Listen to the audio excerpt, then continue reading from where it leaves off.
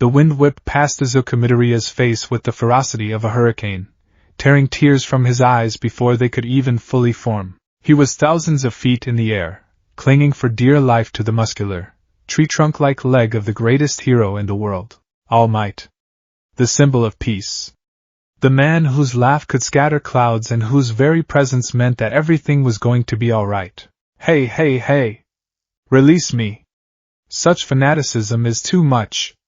All Might bellowed over the roaring wind, his massive hand trying to pry Izuku's surprisingly stubborn fingers from his trousers. If I let go now, I'll die!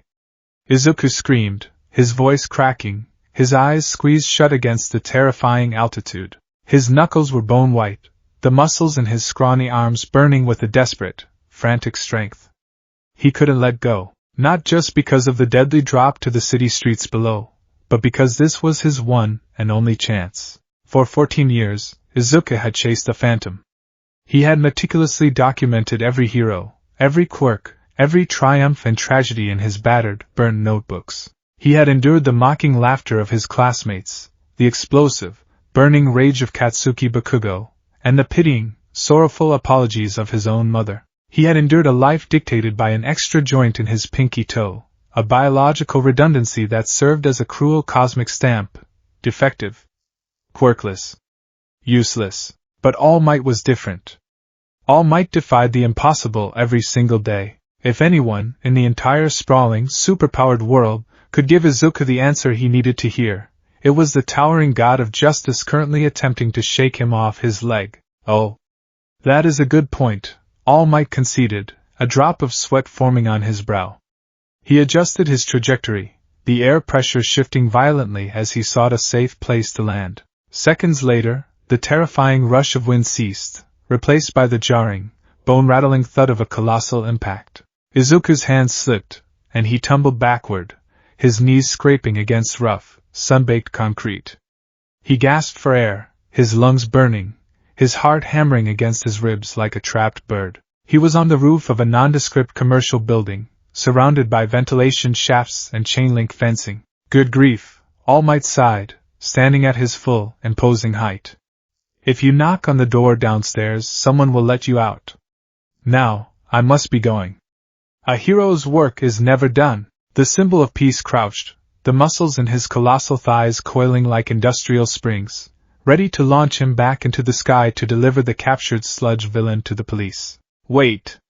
Izuku cried out, scrambling to his feet, his hand instinctively reaching out toward the heroes retreating back. Wait, please! I have to ask you something. No time! I must go! All Might boomed, not looking back. Is it possible? Izuku screamed, his voice tearing from his throat, raw and desperate. The sheer volume of it seemed to freeze the air on the rooftop. All Might paused, his immense silhouette framed against the afternoon sun. He didn't turn around, but he stopped his ascent. Izuku swallowed hard, his whole body trembling. The words he had kept locked away, the desperate, pathetic plea he had rehearsed 1,000 times in the dark of his bedroom, finally spilled out. Is it possible to become a hero even if I don't have a quirk? Silence descended upon the rooftop. The distant hum of Mizurufu's traffic, the blaring of a far-off siren, the rustle of the wind, all of it faded into a suffocating vacuum. Izuku kept his head bowed, his eyes squeezed shut. I'm a normal kid without any powers, Izuku continued, the words tumbling out in a rushed, frantic stream. People think I don't have a chance, that I'm just a useless Deku. But I think saving people is the coolest thing in the world. I want to save people with a fearless smile. I want to be the greatest hero, just like you. He finally dared to look up, opening his eyes to meet the gaze of his idol, hoping beyond hope to see that signature, brilliant smile of encouragement. Instead, Izuku froze. A thick, violent cloud of steam was billowing from where All Might stood.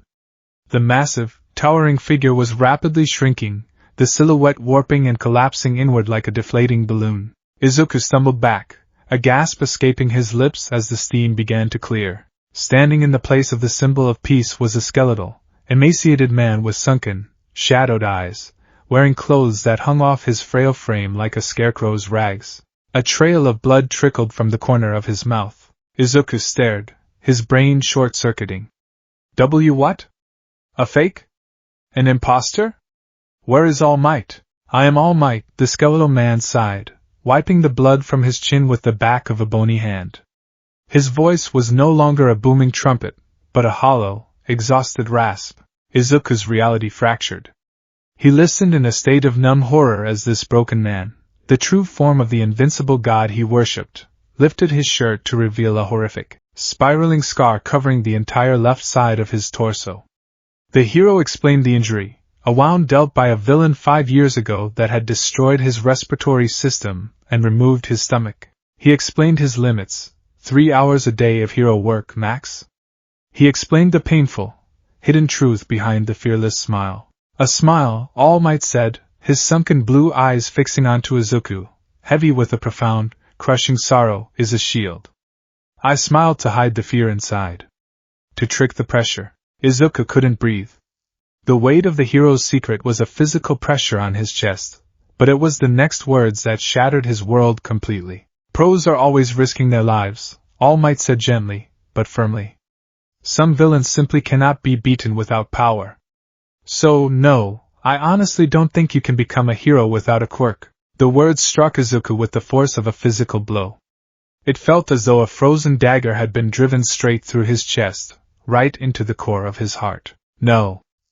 If you want to help people, there are other ways, All Might continued, turning away, walking toward the rooftop access door.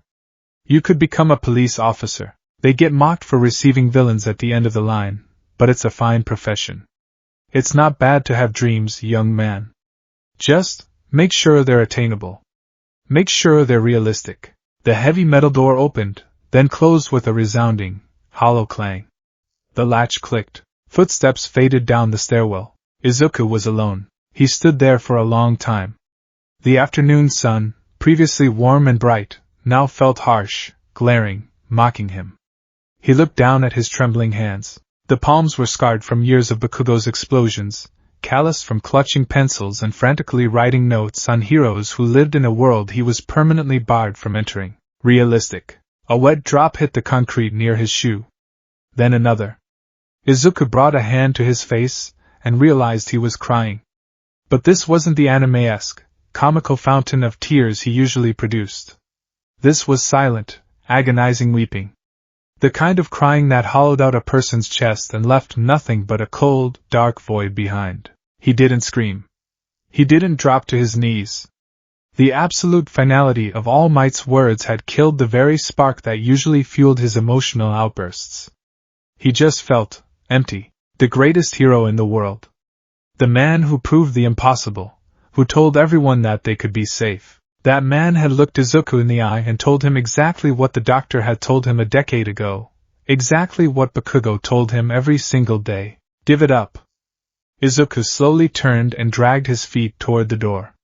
Every step felt like he was walking through knee-deep mud. He pushed the heavy metal open and began the long descent down the concrete stairwell. He didn't register the numbers on the walls. He didn't register stepping out into the bustling streets of Muzurifu. He was a ghost, wandering through a vibrant, colorful world that he had just been formally evicted from. As he walked, a sudden, massive explosion shook the ground beneath his feet. The concussive boom echoed through the alleyways, followed by the frantic screaming of civilians and the wail of sirens. Plumes of thick black smoke rose into the sky a few blocks away. Normally, Izuku's feet would have moved on their own. His heart would have raced, his notebook would have been drawn from his yellow backpack, and he would have sprinted toward the danger to analyze, to learn, to dream. He stopped on the sidewalk. Pedestrians were rushing past him, murmuring excitedly about villains and heroes. Izuku looked at the smoke. He stared at it for a long, agonizing minute. Make sure they're realistic. He tightened the straps of his backpack, lowered his head, and turned his back on the explosion. He walked in the opposite direction. He didn't care who was fighting. He didn't care what villain was causing havoc. For the first time in his 14 years of life, Izuku Midoriya gave up. He didn't want to go home. He couldn't face his mother right now. He knew exactly what she would do.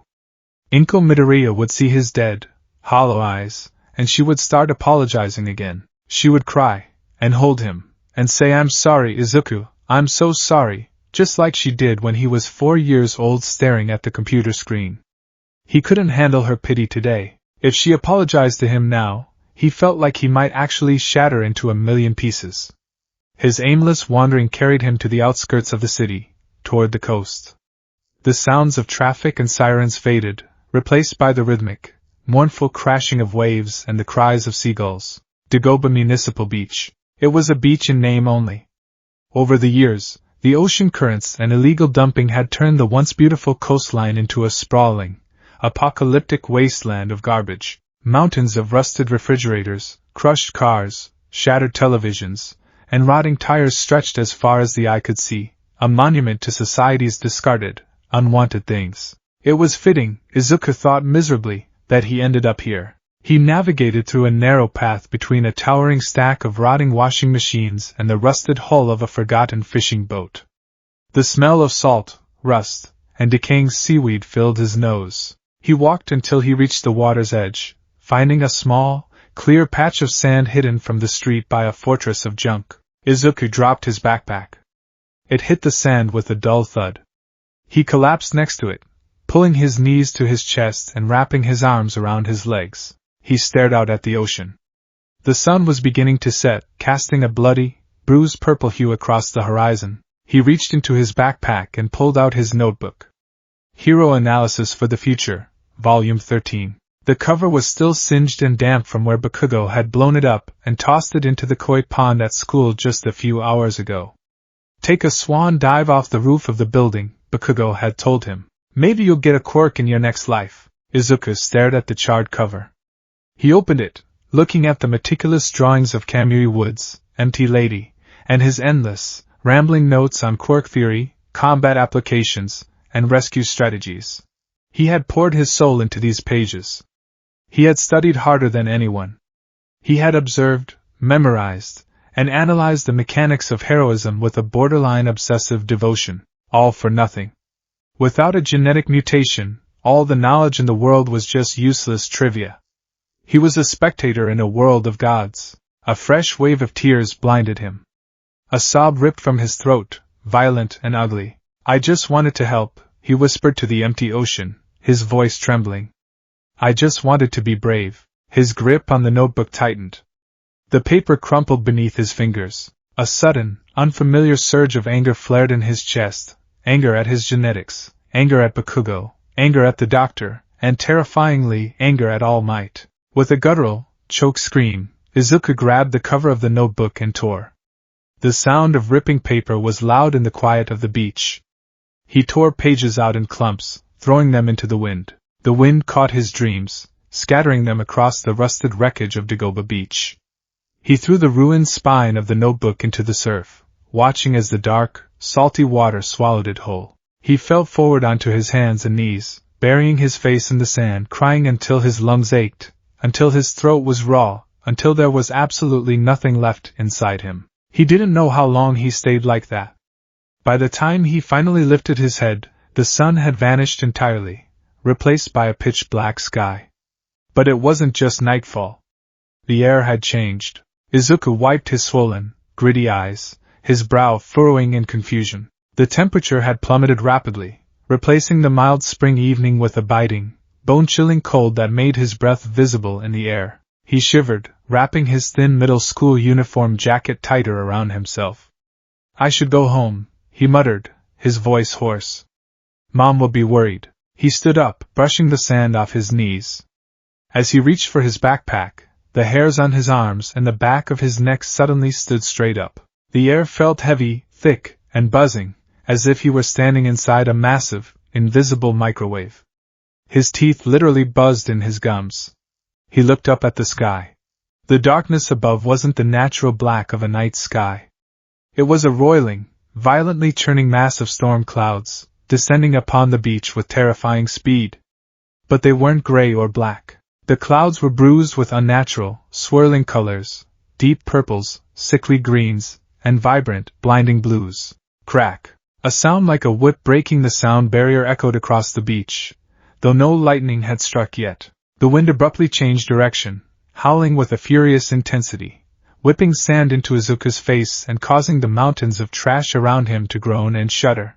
What is this? Izuku gasped, shielding his eyes with his arm. He had watched the weather forecast this morning. It was supposed to be clear skies all week. This wasn't a normal squall. This felt angry. The barometric pressure dropped so fast Izuku's ears popped painfully. He stumbled backward as a rusted refrigerator on top of a nearby pile teetered, caught by the unnatural gale, and crashed onto the sand a few feet away, showering him in sparks and debris. I need to get out of here, Izuku yelled to himself, his hero analysis brain kicking into survival mode. Villain attack? A weather manipulation quirk? Whatever it was, the epicenter was right over his head. He grabbed his backpack and turned to run back toward the street. He didn't make it 3 steps. The sky tore open. There was no warning. No preliminary flash. Just a catastrophic, world-ending roar of thunder that hit Izuku's eardrums with enough force to burst them. Simultaneously, a pillar of lightning descended from the swirling vortex of clouds. But this was no ordinary lightning bolt. It was a massive, sustained beam of blinding, crackling blue energy, easily 10 feet wide, striking a towering mountain of crushed cars and industrial scrap about 50 yards away from where Izuku stood. The impact was cataclysmic. The shockwave hit Izuku like a physical wall of concrete. He was lifted off his feet and thrown backward through the air, his backpack ripped from his grasp. He crashed into the sand, rolling several times before slamming back first into the rusted hull of the fishing boat. The breath was violently expelled from his lungs, his vision flashing pure white before going dark. For several agonizing seconds, all he knew was the ringing in his ears and the smell of ozone so thick he could taste it on his tongue. Slowly, painfully, Izuku dragged his eyes open. He was dizzy, his head throbbing, his ribs aching from the impact. The unnatural storm above was dissipating as quickly as it had formed. The howling wind died down, returning to a gentle ocean breeze. The swirling purple and green clouds broke apart, revealing the natural, starry night sky behind them. The silence that followed was deafening. Izuku pushed himself up on trembling arms. He coughed, spitting out a mouthful of sand. Is everyone? He started to mumble, instinctually looking around for civilians to help, before remembering he was alone in a junkyard. He looked toward the spot where the lightning had struck. The towering mountain of scrap metal, which had stood over 3 stories high, was simply gone. In its place was a massive, glowing crater in the sand. The remnants of the cars and appliances hadn't just been blasted apart. They had been vaporized. The edges of the crater were lined with glass where the intense, unimaginable heat of the strike had instantly melted the sand. Wisps of blue smoke drifted up from the center of the crater. Izuku's heart pounded against his ribs. Common sense, logic, and a healthy dose of self-preservation screamed at him to run. Run to the street, find a police officer, call in a pro-hero. Whatever had just happened was wildly beyond the scope of a quirkless middle schooler. But his feet didn't listen. He was drawn to the crater. A strange, hypnotic pull tugged at the very center of his chest. It wasn't curiosity. It felt like a biological imperative, a magnetic resonance calling out to him. He took a step forward. His legs felt like lead, but he forced them to move. He climbed a small mound of displaced sand and peered over the lip of the glass-lined crater. The heat radiating from the pit was intense, making the air shimmer and waver. But it wasn't a fiery, burning heat. It felt like the static charge of an old television screen, multiplied by 1,000,000. At the dead center of the crater, half buried in the glowing, vitrified sand, lay an object. Izuku slid down the side of the crater, his school shoes crunching against the freshly formed glass. He approached the object slowly, his eyes wide, his breath catching in his throat. It was a weapon. Izuku had spent his life analyzing support items and hero gear. He knew the sleek, carbon fiber designs of modern support tech, the utilitarian steel of police weaponry, and the flashy, customized aesthetics of pro-hero gear. This was none of those things. This weapon didn't belong in Muzudafu. It didn't belong on Earth. It looked ancient, brutal, and impossibly heavy, yet exuded a terrifying, majestic beauty. It was a massive axe. The head of the weapon was forged from a dark, metallic ore that Izuku had never seen before, either steel, nor iron, nor titanium. It possessed a strange, mesmerizing sheen, a silvery gray surface that seemed to absorb the faint light of the moon rather than reflect it. One side of the head was a brutal, sweeping axe blade, curved and sharp enough to cleave through a mountain. The other side was a blunt, devastating hammerhead, scored with intricate, angular runes that glowed with a faint, pulsing blue light. But the handle was what confused Izuku the most. It wasn't metal. It was wood, rough, gnarled, intertwining vines of dark, ancient wood wrapped securely around the metal head, extending downward to form a long, sturdy grip. It looked as though a living tree had grown around the metal to bind it, sacrificing itself to give the godlike weapon a handle. Erratic, spider-webbing arcs of vibrant blue lightning danced across the metal and the wood, hissing and snapping in the quiet air. Izuku stood inches away from it. The buzzing in his teeth returned, stronger than before. The weapon was humming. A low, baritone vibration that resonated not in his ears, but in his bones. What are you? Izuku thought, his mind racing. Was it a meteorite? A satellite component? No, it was clearly crafted. Did a hero drop it? Did a villain lose it? He crouched down, the heat of the crater making him sweat. He stared at the blue runes glowing on the hammer's side. You can't be a hero without a quirk. All Might's voice echoed in his mind, cruel and unyielding. Izuku looked at his own hands. Small. Weak. Scarred. Powerless. He looked back at the axe. It radiated power. Raw, unadulterated, earth-shattering power. It didn't feel like a quirk. Quirks were biological functions, extensions of the human body. Quirks had limits, drawbacks, and scientific explanations. This object felt like a storm given physical form. It felt like myth. Without thinking, driven by a compulsion he couldn't name, Izuku reached out. Don't touch it, idiot, he whispered to himself, his hand trembling as it hovered inches from the wooden handle. It's dangerous. It's radioactive, or electrified, or... But the hum of the weapon seemed to pitch higher, a siren song that bypassed his logic and spoke directly to his shattered, broken soul. It wasn't asking to be studied. It was waiting to be claimed. Izuku swallowed his fear. He extended his right hand and wrapped his fingers around the thick, gnarled wood of the handle. The very instant his skin made contact with the wood, the world stopped. Time seemed to freeze. The crashing waves in the distance fell silent. The wind ceased. For a fraction of a millisecond, Izuku felt nothing. No heat, no shock, no pain. Then, the weapon woke up. A sound unlike anything Izuku had ever experienced erupted from the axe. A deafening, celestial ringing, like a million church bells struck simultaneously by a thunderbolt. The faint blue runes on the metal head suddenly flared with a blinding, incandescent light. Gah! Izuku screamed, his eyes snapping wide open, the pupils dilating in sheer terror. He tried to let go. He commanded his hand to open, to pull away, to run. But his fingers were locked, clamped shut around the handle with a vice-like grip that wasn't his own. The erratic blue lightning that had been dancing across the metal suddenly surged outward, traveling down the wooden handle and slamming into Izuku's arm. Agony, pure and distilled, tore through his nervous system.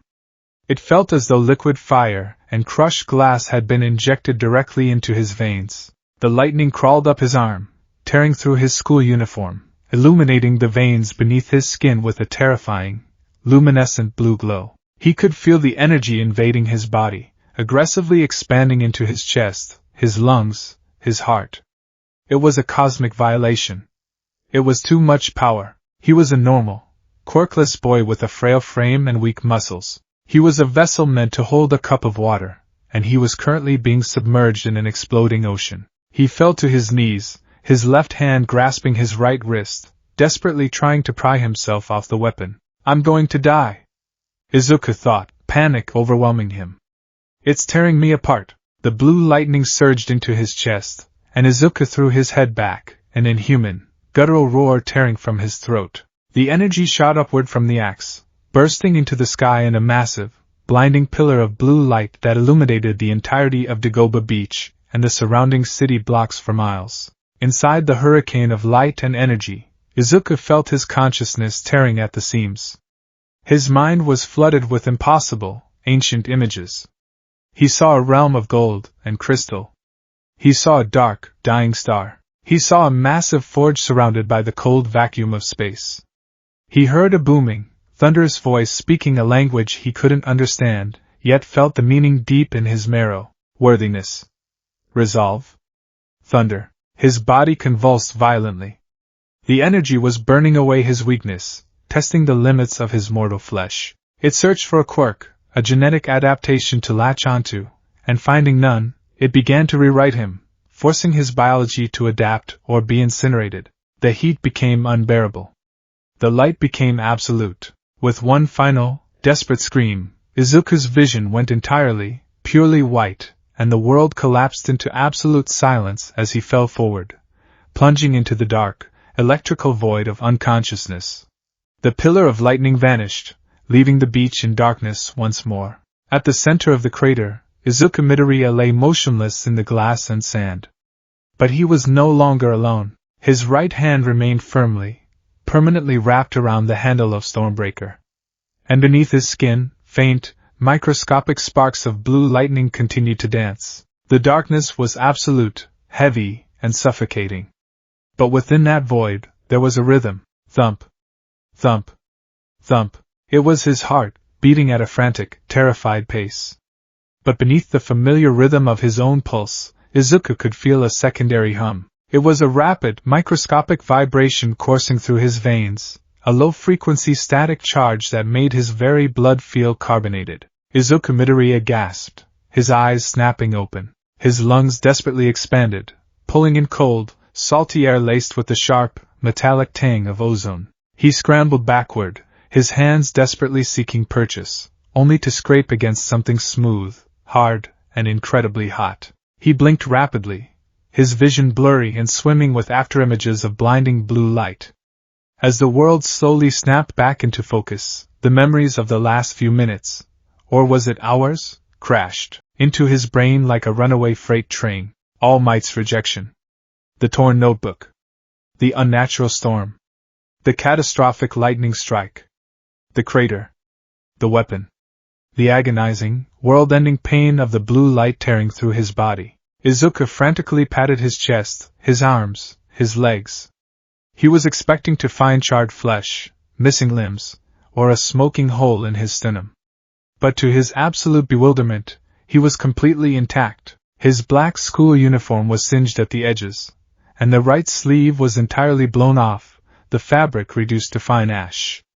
But the skin beneath was unblemished. In fact, it looked healthier, absent of the usual scrapes and bruises he acquired from Bakugo's daily torment. He looked around.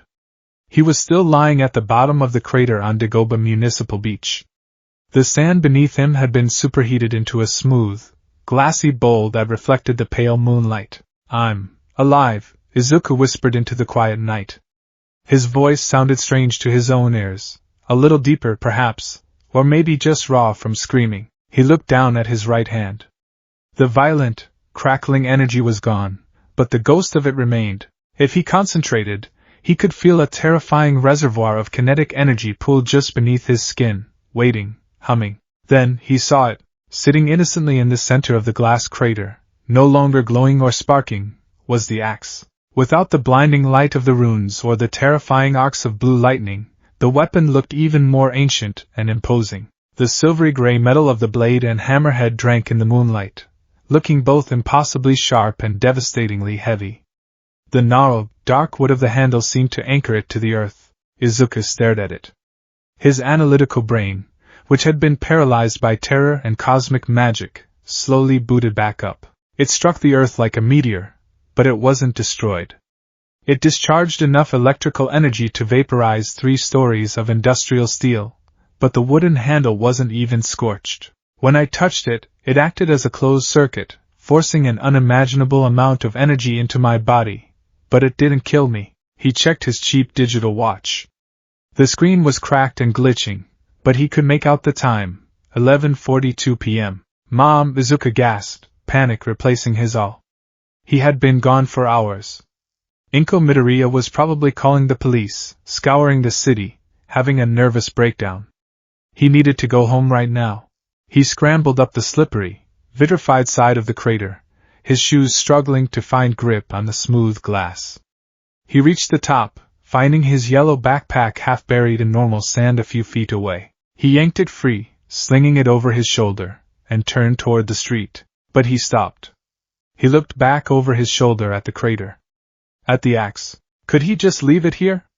Anyone could stumble upon it. A villain could find it. The sheer destructive capability he had witnessed was enough to level a city block. If someone like the sludge villain, or worse, got their hands on a weapon that could summon lightning from the sky, I should call the police. Or a pro-hero, he thought. They have divisions for handling dangerous, unidentifiable support items or villain weapons. But as he looked at the weapon, that strange, magnetic pull returned. It wasn't the violent, demanding compulsion from before. It was a quiet, steady resonance. An invitation. Izuku slowly walked back down into the crater. He stood over the weapon, his heart pounding in his ears. He reached out with his right hand, half expecting the world to explode again. He tentatively extended a single finger, and tapped the dark wood of the handle. Nothing happened. It was cool to the touch. Breathing a sigh of relief, Izuku wrapped his hand around the grip, intending to pick it up, stuff it into his backpack, and hand it over to a local police box on his way home. He pulled upward. His arm jerked, his shoulder popping uncomfortably, but the axe didn't move. It didn't even shift a millimeter. Izuku frowned. He adjusted his stance, planting his feet firmly on the glass, grabbed the handle with both hands, and pulled with all his meager strength. He gritted his teeth, his face turning red, the muscles in his skinny arms straining against the sleeves of his uniform. Nothing. It was as if the weapon was not resting on the ground, but was physically bolted to the core of the planet. What the? Izuku panted, letting go and wiping sweat from his brow. Is it magnetized? No, glass isn't magnetic. Is it just that heavy? But the wood.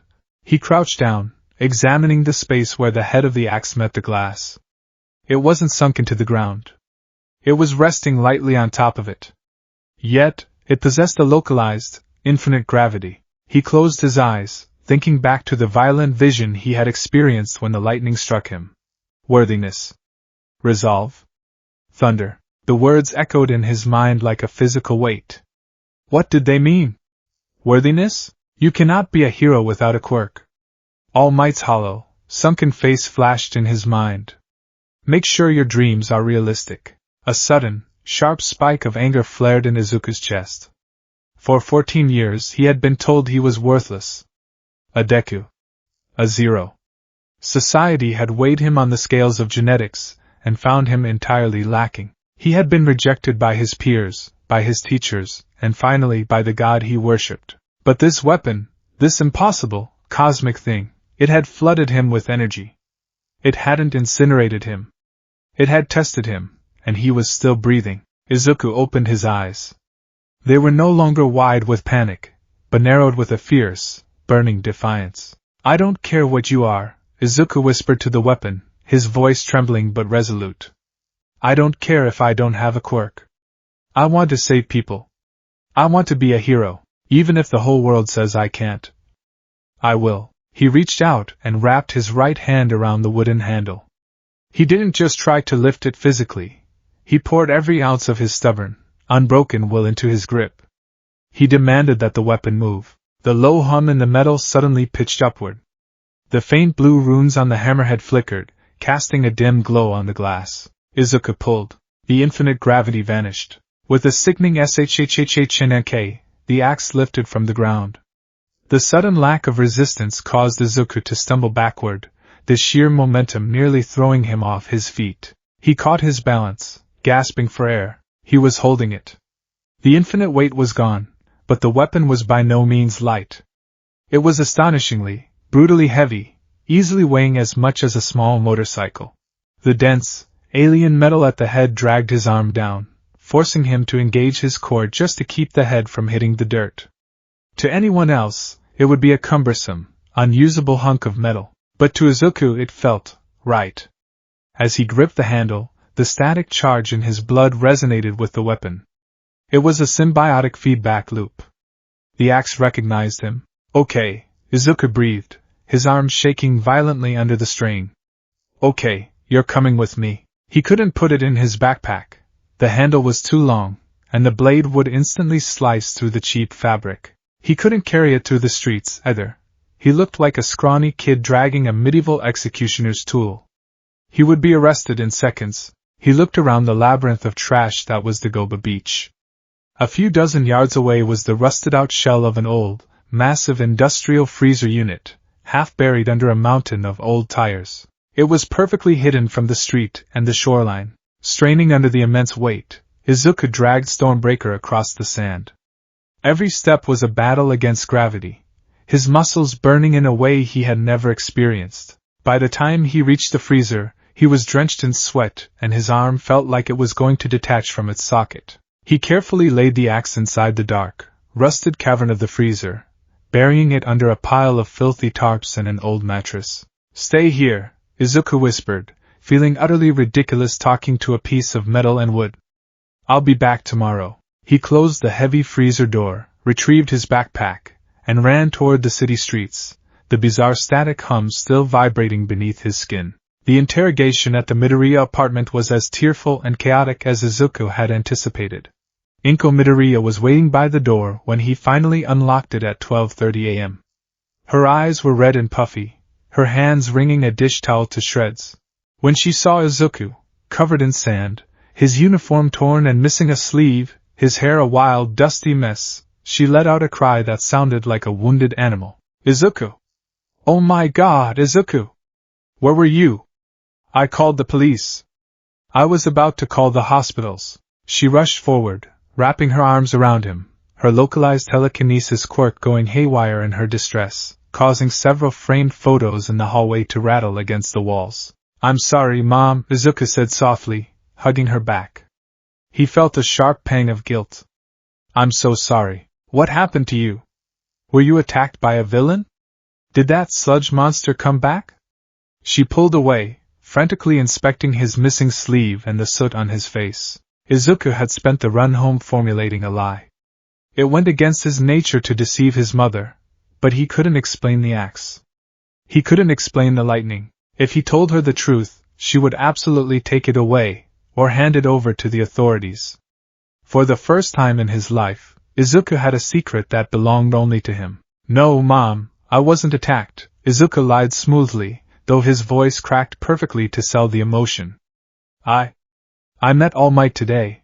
Inko froze, her eyes widening. You did? Izuku, that's wonderful.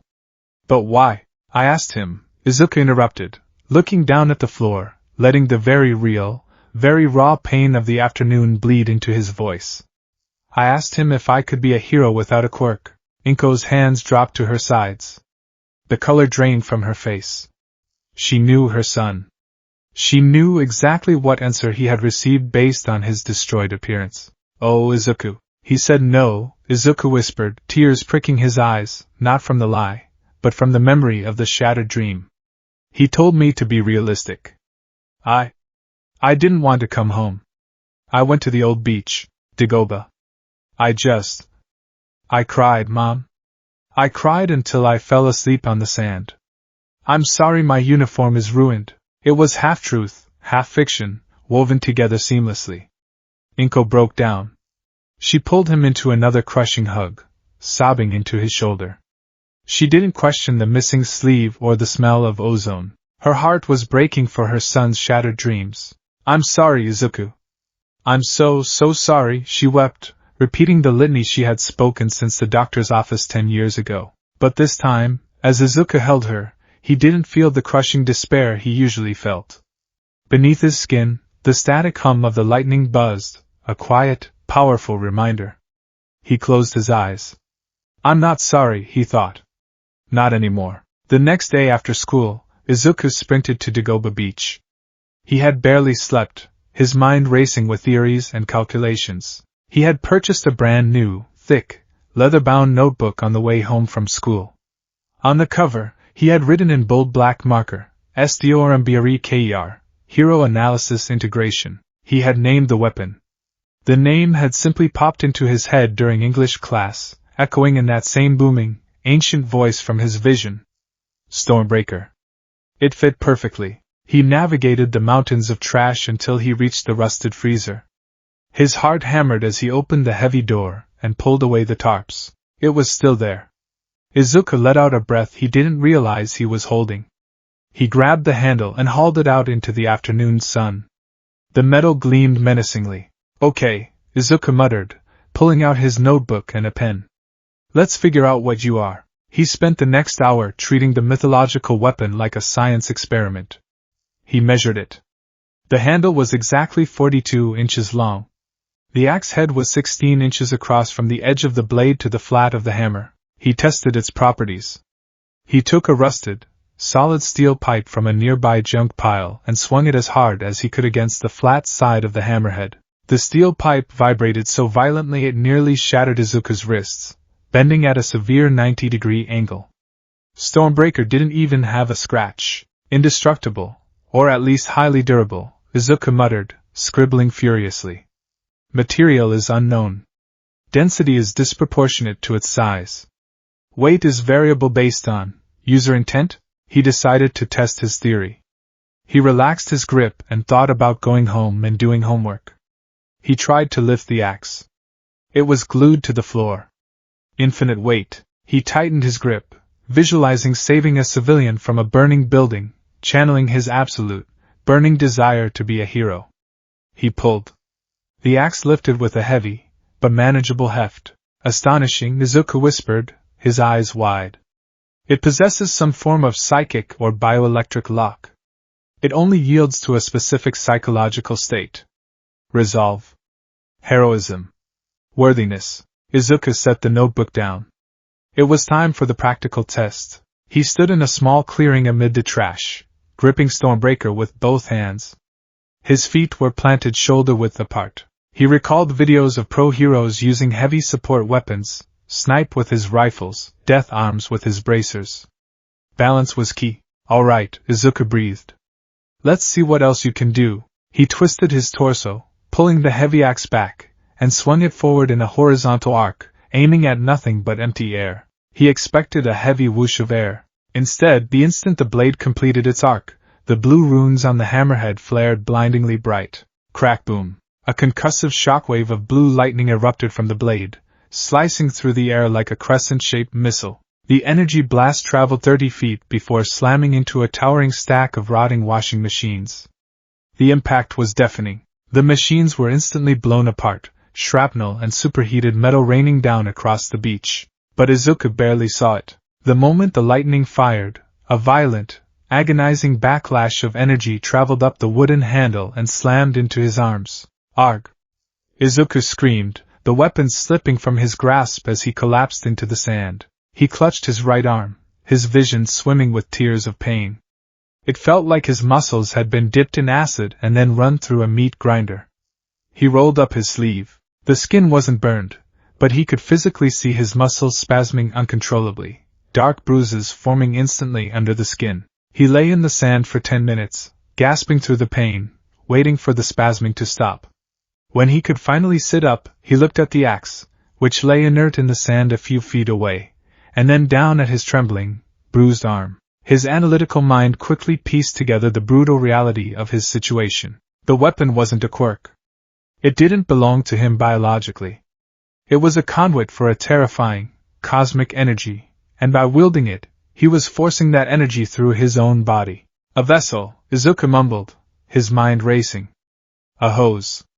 If you force a fire hydrant's worth of water through a cheap garden hose, the hose bursts." He looked at his skinny, underdeveloped arms. He was the cheap garden hose. The lightning he had fired just now was a fraction of a percent of what he had experienced the night before. The weapon was regulating its output, limiting itself so it wouldn't vaporize him on the spot. But even that fraction was enough to tear his muscle fibers apart. If he wanted to wield Stormbreaker, if he wanted to use its power to save people, he couldn't rely on the weapon to protect him. He had to become a vessel capable of withstanding a storm. He needed a body forged of iron and steel. Izuku slowly stood up, ignoring the agonizing ache in his arms. He walked over to his notebook, picked up his pen with a shaking hand, and turned to a fresh page. He wrote a single heading, UA Entrance Exam, 10 months. Beneath it, he wrote, the vessel forging plan. He looked out over the sprawling, apocalyptic wasteland of Dagoba Municipal Beach. Millions of pounds of rusted metal, waterlogged furniture, and heavy appliances. 10 months, Izuku said aloud, his voice steadying. If I want to hold the power of a god, I have to stop being a fragile mortal. The first 3 months were a living hell. Izuku didn't just clean the beach, he went to war with it. Every morning before school, and every evening until his mother forced him to come home, he moved trash. He started small, hauling rusted car tires, broken televisions, and waterlogged mattresses across the sand to the designated recycling zones near the street. His body fought him every step of the way. Blisters formed, popped, and reformed into thick, yellow calluses on his palms. His back ached with a constant, dull throb. He fell asleep in class, earning the ire of his teachers and the mocking laughter of Bakugo and his lackeys. But he didn't care. The mockery didn't sting anymore. When Bakugo sneered and called him a quirkless loser, Izuku just looked at him with tired, calm eyes, feeling the faint, static hum of stormbreaker in his veins. The secret knowledge of the god weapon hidden in the freezer was a shield against the bullying. At the end of each month, Izuku would retrieve Stormbreaker. He would grip it, channel his resolve, and take a single, controlled swing. Month 1, the backlash tore his bicep. He spent a week moving trash with one arm, letting the ambient static charge in his blood accelerate his healing. He discovered that the lightning didn't just hurt him, it slowly, agonizingly reknitted his torn muscle fibers, making them denser, more resilient to electrical burns. Month 2, he swung the axe at an old refrigerator. The lightning blasted a hole clean through the steel. The backlash dropped him to his knees, his muscles screaming, but nothing tore. The bruises faded in a day. Month 3, he moved up to the heavier trash. Safes. Engine blocks. Entire rusted car chassis. He used ropes and leverage, forcing his body to adapt to extreme resistance. By month 4, the physical changes were impossible to ignore. The scrawny, fragile frame of Izuku Midoriya was gone. His shoulders broadened, packing on dense, functional muscle. His chest expanded, his core hardened into a brick wall of abs and obliques. The baby fat on his face melted away, revealing a sharp, determined jawline and eyes that burned with a quiet, terrifying intensity. Even Inko noticed. She watched her son eat 3 times his normal portion at dinner, his t-shirt straining against his newfound bulk. She didn't know what he was doing on that beach, but she saw the fire in his eyes, a fire she hadn't seen since he was 4 years old. She stopped worrying and started buying more protein. By month 7, Izuku stopped putting Stormbreaker back in the freezer. He began incorporating the axe into his daily routine. He realized that the weapon's variable weight was the ultimate training tool. He would grip the handle, and with the axe to be heavier, he would run sprints across the sand holding it.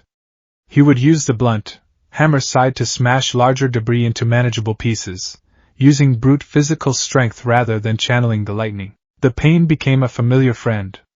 Every time he wielded the axe, the electrical static surged into his hands, sending microscopic shocks through his nervous system. It was uncomfortable, like holding a live wire, but his body was adapting.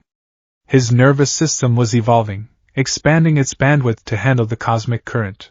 By month 9, Dagoba Municipal Beach was unrecognizable. The mountains of trash were gone. The pristine, white sand stretched for miles, kissed by the gentle, rolling waves of the ocean. The horizon was clear and beautiful. Izuku stood in the center of the clean beach, shirtless, sweat gleaming on his heavily scarred and muscled torso. His right hand was wrapped effortlessly around the handle of Stormbreaker. The weapon rested comfortably against his shoulder. The brutal weight that had once rooted him to the spot was now a comforting heft. He felt balanced.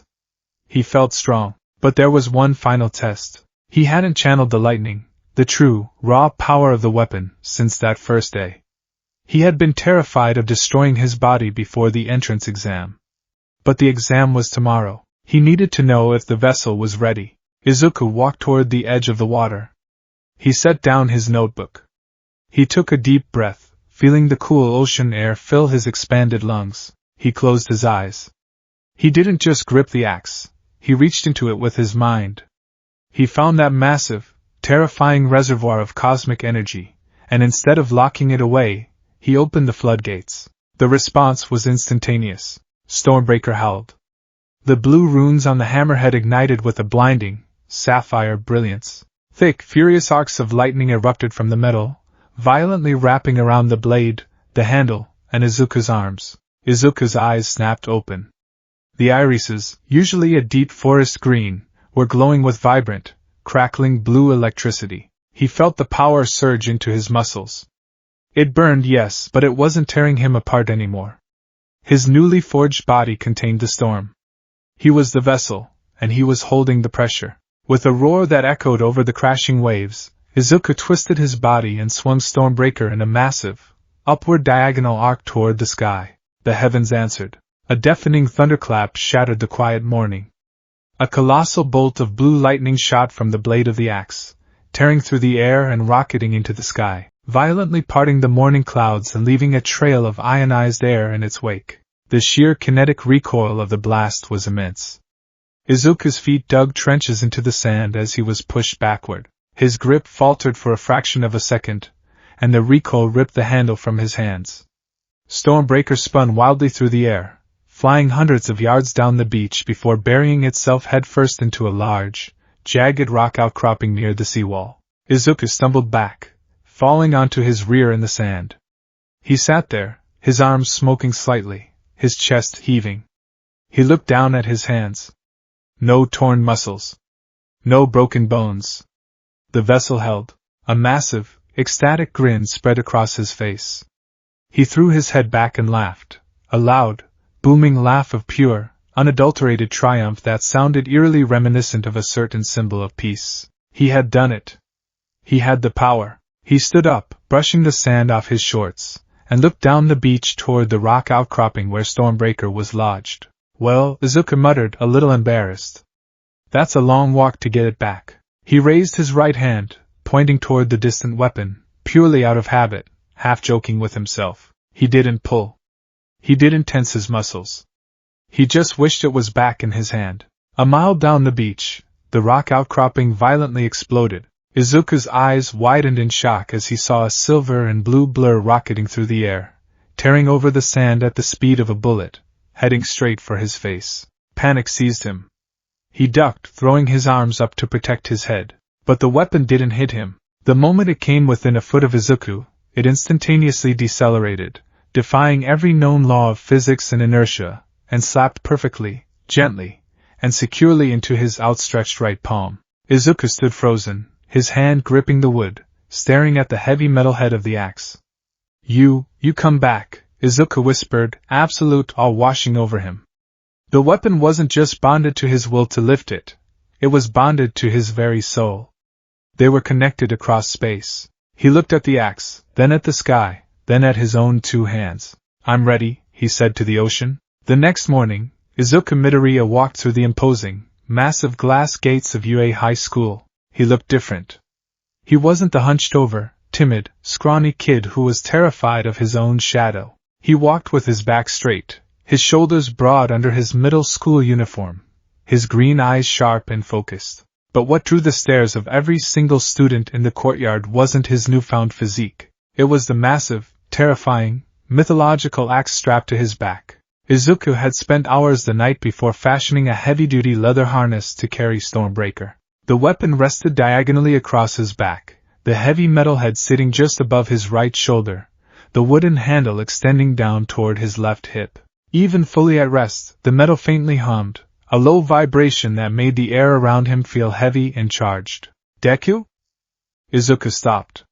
He recognized that gravelly, aggressive voice instantly. He turned around. Katsuki Bakugo was standing a few feet away, his hands shoved in his pockets, his red eyes wide with a mixture of confusion, shock, and bubbling rage. Bakugo's eyes darted from Izuku's remarkably muscular build to the massive, medieval-looking weapon strapped to his back. What the hell is that? Bakugo demanded, marching forward, pointing a finger at the axe. And what the hell happened to you? You look like a damn meathead. Are you trying to mock me, you quirkless piece of shit? Months ago, Izuku would have flinched. He would have stuttered, raised his hands in defense, and apologize for existing. Today, Izuku just looked at him. The static hum of the axe resonated against his spine, a comforting reminder of what he had endured, of what he had forged himself into. Morning, Kaken, Izuku said, his voice calm, steady, and devoid of fear. It's a support item. For the exam. Bakugo sneered, small explosions popping in his palms. A support item? You can't even lift a damn dumbbell, let alone that oversized prop. You think bringing a fake sword to a hero exam is going to save you? You're quirkless, Deku. You're nothing. Izuku didn't argue. He didn't try to explain. He just gave Bakugo a polite, dismissive nod, turned around, and continued walking toward the main building. Bakugo stood in the courtyard, his jaw slack, completely utterly bewildered by the sheer, unbothered confidence radiating from the boy he had tormented for a decade. Inside the building, Izuku approached the registration desk. A tired-looking UA staff member took his paperwork. Name? The staff member asked, not looking up. Izuku Midoriya. The staff member typed it in. Quirk? None. I am registered as quirkless, Izuku replied clearly. The staff member paused, looking up with a raised eyebrow, before his eyes landed on the massive weapon strapped to Izuku's back. Right. And I see you submitted a special equipment form. Let's see. Item classification, Mystic Support Item. Name, Stormbreaker. Origin unknown, the staff member sighed, rubbing his temples. Look, kid, Yui allows support items for those who need them to channel their quirks, or for specific hero courses. But we don't allow students to bring medieval weaponry to decapitate the robots. That thing looks incredibly dangerous. It's not sharp enough to cut a person, sir, Izuku lied smoothly, knowing full well the blade could cleave a tank in half. It acts as an external energy conduit. It stores and discharges kinetic and electrical energy. I rely on it entirely for combat. Without it, I am completely powerless. It is fundamental to my performance, as per Regulation 4B of the UA, Examination Code regarding vital support gear. The staff member stared at him, impressed by the casual citation of the rulebook. He looked at the axe again. It didn't look like tech. It looked like an antique. Fine, the staff member grumbled, stamping the paperwork. But if you lose control of it, or if you injure another examinee with it, you are instantly disqualified. And I mean instantly. Understood, sir, Izuku said, bowing respectfully. He took his stamped ID card and walked down the hallway toward the massive auditorium for the orientation. With every step, the heavy metal of Stormbreaker hummed against his back, a low, powerful vibration that sent a thrill of electricity down his spine. The vessel was forged. The storm was contained. It was time to let it out. The auditorium of UA High School was massive, a sprawling amphitheater of tiered seating filled with hundreds of anxious, chattering teenagers. The air was thick with nervous energy, the kind of electric anticipation that preceded a life-altering event. Izuku Midoriya sat near the middle, his back rigid. He had taken the aisle seat out of necessity. The weapon strapped across his back, Stormbreaker, was simply too large to fit comfortably in the cramped rows. Even angled down, the heavy wooden handle rested against the concrete steps beside his chair, while the devastatingly sharp, silvery gray URU metal blade hovered just over his right shoulder. Every few seconds, a student walking past would bump into the handle, shoot an annoyed glare at Izuku, take one look at the sheer, brutal size of the weapon, and immediately scurry away in intimidated silence.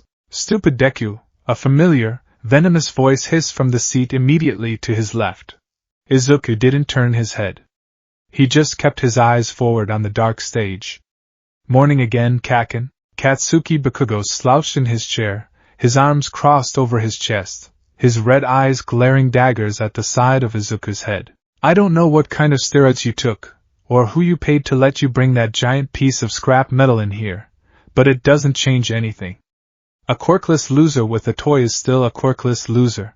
You're gonna get yourself killed out there. It's not a toy, Izuku replied evenly, his voice barely above a whisper, yet carrying a weight that hadn't been there 10 months ago. And I'm not planning on dying. Before Bakugo could retort, the lights in the auditorium dimmed, and a massive spotlight hit the center stage. Welcome to today's live performance. screamed the voice hero, Present Mike, his voice echoing off the acoustic panels with enough force to rattle Izuku's teeth. Everybody say hey. Absolute silence greeted him. Tough crowd. Well, let me present to you the outline of today's practical exam. Are you ready? Silence again. Izuku couldn't help but smile slightly. He had always been a massive fan of Present Mike's radio show, Put Your Hands Up Radio. But his fanboy tendencies, which normally would have him muttering excitedly at 1,000 words a minute, were currently subdued. His focus was entirely on the faint, steady vibration humming against his spine. The axe was quiet, but it was awake. Present Mike projected a massive digital map onto the screen behind him, detailing the different battle centers. He explained the point system, the 1-point, 2-point, and 3-point villains represented by varying sizes of robots. It was a standard search and destroy mission. Excuse me. I have a question. A tall, broad-shouldered boy with glasses and meticulously combed blue hair stood up near the front. He moved with stiff, robotic precision as a spotlight snapped onto him. On the printout, there are 4 types of villains. If this is a misprint, then UA, the most prominent school in Japan, should be ashamed of that foolish mistake. The boy chopped his hand through the air defensively, before spinning around and pointing directly at Izuku. Furthermore, you, the one with the unkempt hair. Izuku blinked, surprised to be called out. You have been sitting there with that ludicrously oversized medieval weapon protruding into the aisle. The boy with glasses reprimanded loudly. This is an academic examination, not a cosplay convention. If you are relying on cheap intimidation tactics or bringing dangerous, unregulated props into a controlled environment, you should leave immediately. Several students murmured in agreement, turning to stare at Izuku. Bakugo let out a sharp, mocking scoff. Izuku didn't flinch. Slowly he stood up. The sheer size of Stormbreaker became glaringly apparent to the entire auditorium as he rose to his full height. I apologize if my equipment is taking up space in the aisle, Izuku said, his voice remarkably calm and carrying clearly across the quiet room. However, this is a registered and approved support item, classified and cleared by the UA administration at the front desk. My registration dictates I rely entirely on external kinetic channeling. Without my equipment, I am essentially quirkless. If you have an issue with UA's approval process, perhaps you should take it up with the judges. The blue-haired boy blinked, taken aback by the eloquent, completely unbothered response. He had expected the scrawny-looking kid to cower. Instead, Izuku stood there with the unshakable posture of a seasoned pro. I see, the boy stammered, adjusting his glasses.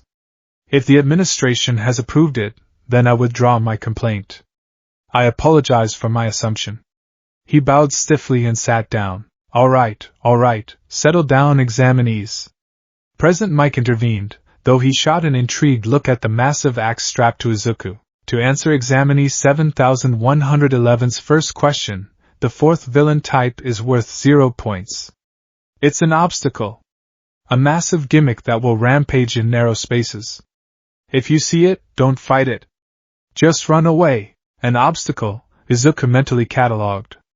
A pure environmental hazard designed to test situational awareness and threat assessment. Understood.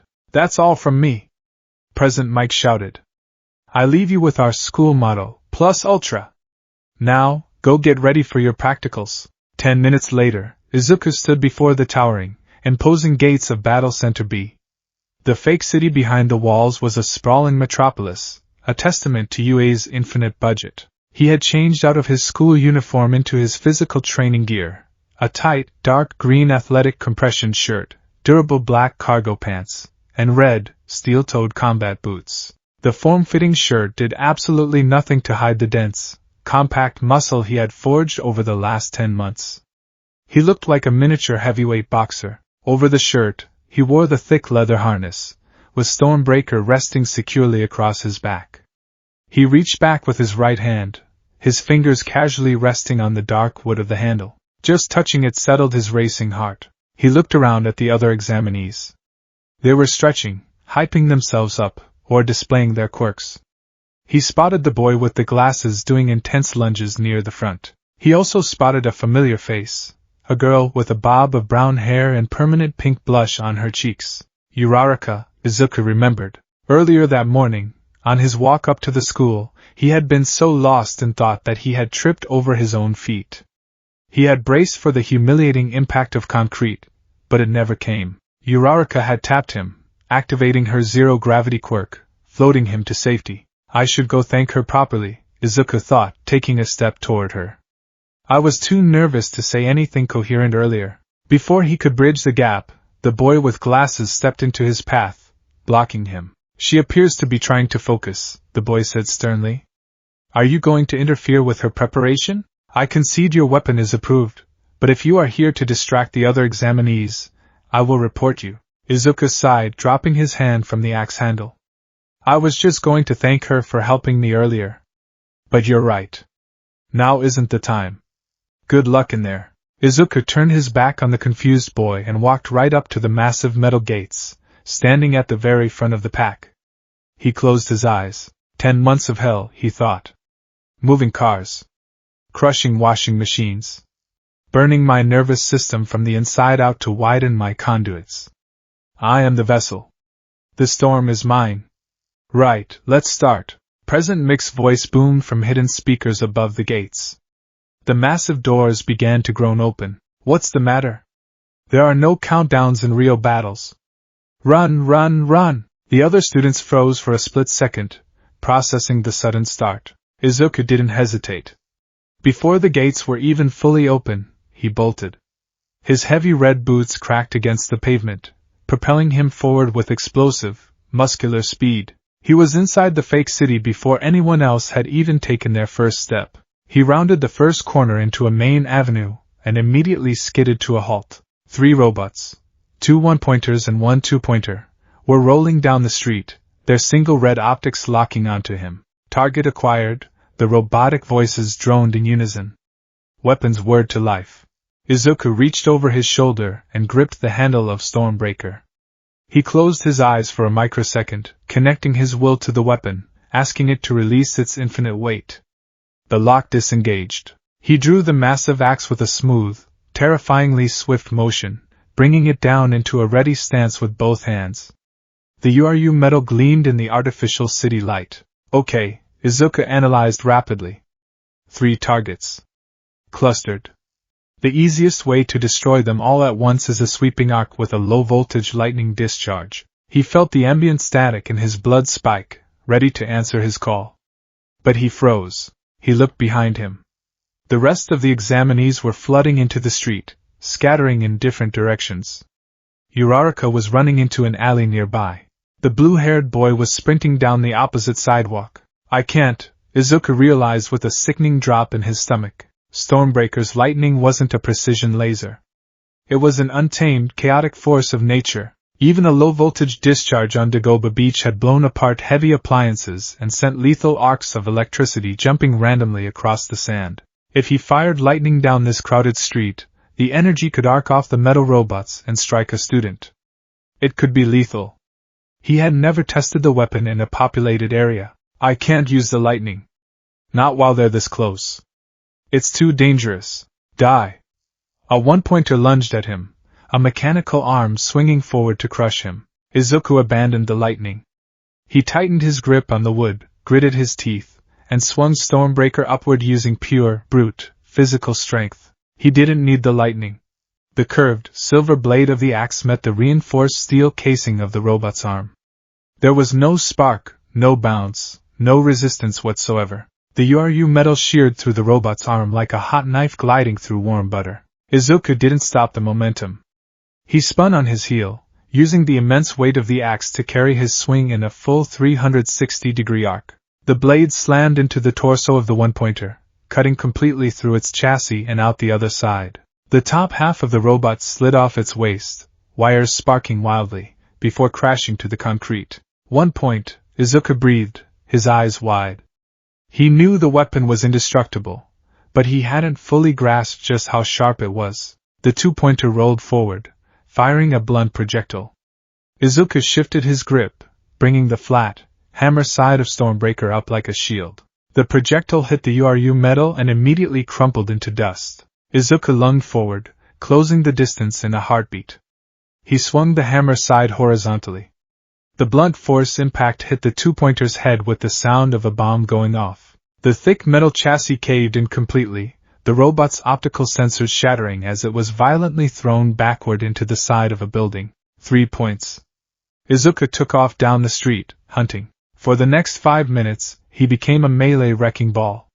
Without the ability to use his lightning, he relied entirely on the vessel he had spent 10 months forging. He sprinted through alleys, leaping over rubble, wielding the impossibly heavy axe with terrifying precision. He would use the blade to cleanly bisect the lighter robots, and the hammer to violently crush the heavier three-pointers into unrecognizable scrap.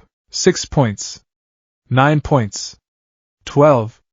Izuku muttered, wiping sweat from his brow as he ripped Stormbreaker from the chest of a one-pointer. But as he ran back out onto a main street, his heart sank. Die. Explosions rocked the avenue as Katsuki Bakugo propelled himself through the air, blasting 3 robots to ash in a matter of seconds. Naval laser!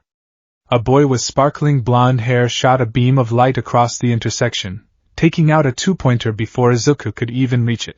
I'm too slow, Izuku realized, panic beginning to set in. His physical strength and the axe's sharpness were devastating, but he was restricted to close-quarters combat. Every time he spotted a group of robots, someone with a ranged quirk would blast them from a distance before he could close the gap.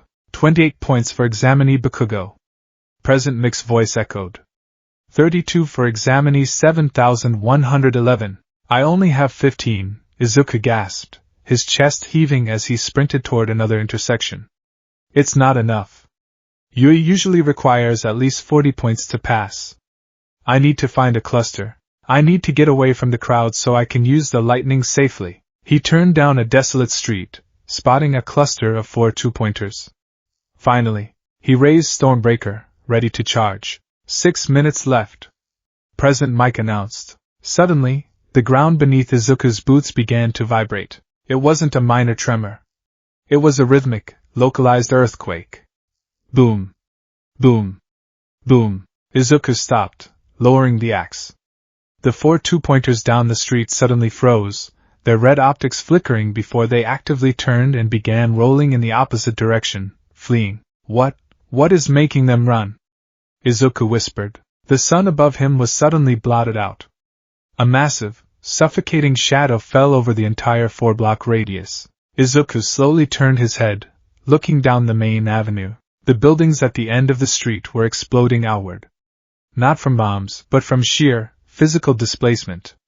A massive tread, the size of a 3-story house, crushed a fake bank into dust. Then, the rest of it emerged from the smoke. It was a monstrosity of steel and military-grade plating, towering easily over the tallest buildings in the fake city. It was the size of a skyscraper, possessing a massive, humanoid upper body mounted on a tank-like tread system. Its single, glowing red eye was the size of a bus, the 0-pointer. Less than 2 minutes left. Present Mike yelled. Total panic erupted in the streets. Students who had been bravely fighting seconds ago were now dropping their weapons and sprinting for their lives. The blue-haired boy with glasses shot past Izuku, his engine calves roaring as he fled the apocalyptic machine. Izuku stood frozen in the middle of the street. His analytical brain calculated the size, the weight, the sheer destructive force of the machine. Present Mike was right, Izuku thought, his instincts screaming at him. It's not a villain. It's a natural disaster. You can't fight an earthquake. You run. Izuku gripped Stormbreaker, turned his back on the colossal machine, and prepared to sprint toward the exit gates. He had to find more points. He couldn't waste time here. Oh! The sound was faint, barely audible over the roaring engines of the 0-pointer and the crumbling of buildings. But it cut through the chaos like a knife. Izuku stopped. He turned his head back. About 50 yards away, near the massive treads of the approaching machine, a large piece of a destroyed building had collapsed onto the street. Pinned beneath the massive slab of concrete was the girl with the bobbed hair. Uraraka. She was struggling weakly, trying to push the rubble off her legs, but her arms were trembling, her face pale with pain and terror. The 0-pointer raised a massive, hydraulic fist, preparing to bring it down to clear the street. The impact would instantly crush her, along with the entire block. Izuku didn't think. He didn't analyze. He didn't calculate the points, or the risk, or the fact that he was technically quirkless. His body moved before his brain could even process the command. He turned entirely around, facing the colossal machine. He planted his boots into the asphalt. He reached back with both hands and grabbed the wooden handle of Stormbreaker. I need to reach her, Izuku thought, his heart hammering against his ribs. I can't run there in time. I need to close the gap instantly. He remembered the morning on the beach. He remembered the feeling of the axe pulling him, defying gravity and inertia when he commanded it to return. The weapon possessed a spatial dominance he didn't fully understand. But he knew it could fly. Okay, Izuku breathed, his eyes locking onto the falling fist of the zero-pointer. Let's see if you can carry me. He tightened his grip on the handle until his knuckles turned white. He didn't suppress the energy this time. He reached deep into the cosmic reservoir of the weapon and pulled. ZZZZZT. The blue runes on the hammerhead ignited, glowing so fiercely they cast a sapphire hue over the shadowed street. Vibrant, crackling arcs of blue lightning erupted from the URU metal, hissing violently as they wrapped around the weapon and immediately surged down the handle into Izuku's arms. He felt the familiar, agonizing burn of the raw power entering his vessel. But he was ready. His muscles tightened, containing the storm, refusing to tear. His eyes flared with a blinding blue light. With a guttural roar, Izuku spun the massive axe in a rapid circle, channeling the kinetic force, and then swung it violently upward, toward the sky directly above the zero-pointer. He didn't let go. The sheer, concussive force of the weapon trying to launch itself forward ripped Izuku straight off the ground. The asphalt beneath his boots shattered into a crater as he was pulled into the air. Whoosh! The G-force hit him like a physical blow. He wasn't floating. He was being dragged through the air at the speed of a fired artillery shell. The wind screamed in his ears, tearing at his clothes. He held on for dear life, his arms burning with the effort of not being dislocated by the sheer velocity. Down on the street, Uraraka looked up through her tears, her eyes widening in absolute disbelief as she watched the green-haired boy rocket into the sky, trailing a massive tail of blue lightning behind him like a human comet.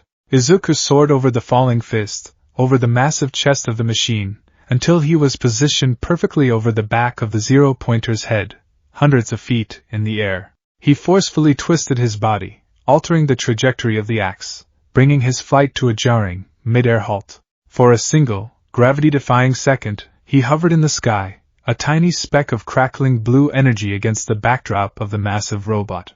He looked down at the expanse of metal beneath him. He was high enough. The other students were far enough away. I don't need to hold back, Izuku thought. I have to destroy it completely. He pulled Stormbreaker back over his head with both hands. He opened the floodgates completely, demanding everything the weapon had to offer. The sky above Battle Center B responded. The artificial sunlight seemed to dim as thick, unnatural clouds instantly coalesced directly above Izuku.